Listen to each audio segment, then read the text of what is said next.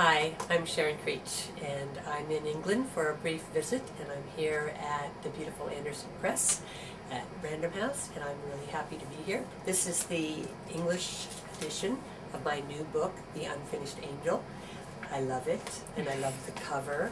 You have to read the book to find out why there is a pigeon on the front, but it's actually come from a very funny story within the book.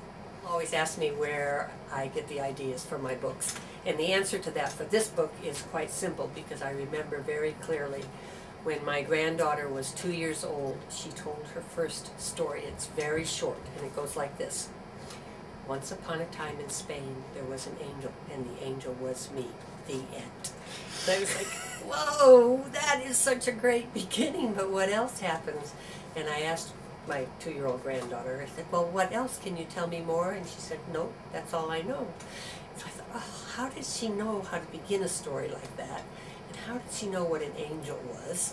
And maybe, could she have been once upon a time an angel before she was this angelic little child? So I thought about that. I thought I'd like to write this angel story. And I tried several times, but I couldn't.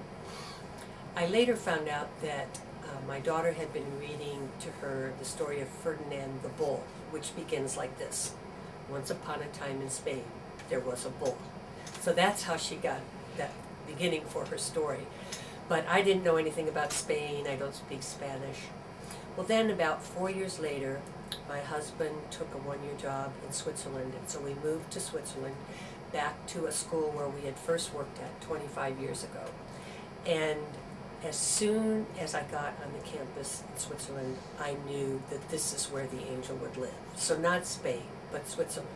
And I saw this old stone tower. It's about 4 stories high, and it's about 400 years old. And I thought, that's where the angel would live. And so right away, I knew I had the angel, I had the country.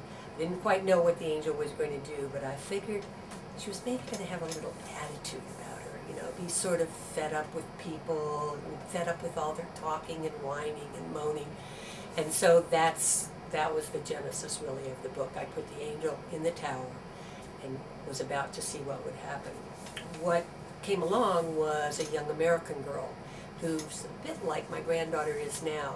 My granddaughter wears very colorful clothing, like she'll put 2 skirts on top of a third one, and lots of ribbons around her neck and ribbons around her ankle. And so I took that idea of my granddaughter and put her with the angel, and then the whole story came out from there. A lot of young writers ask for advice, like, what should I do? How can I become a writer? How do I write a story? And I always say, and this is very simple advice, and you've probably heard it from other writers, is to read a lot and write a lot. If you read a lot, and they don't all have to be excellent literary books, just read a lot to get a feel for how different authors choose to use language and how to do different kinds of things like plays, and poems, and stories. If you read a lot of those things, then you just automatically understand how to form a story.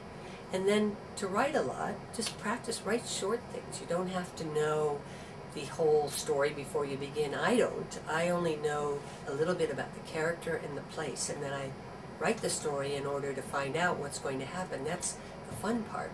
But you don't have to even write a whole story. Maybe you just want to write a description of a person or a place. The most important thing is to experiment and have fun with it.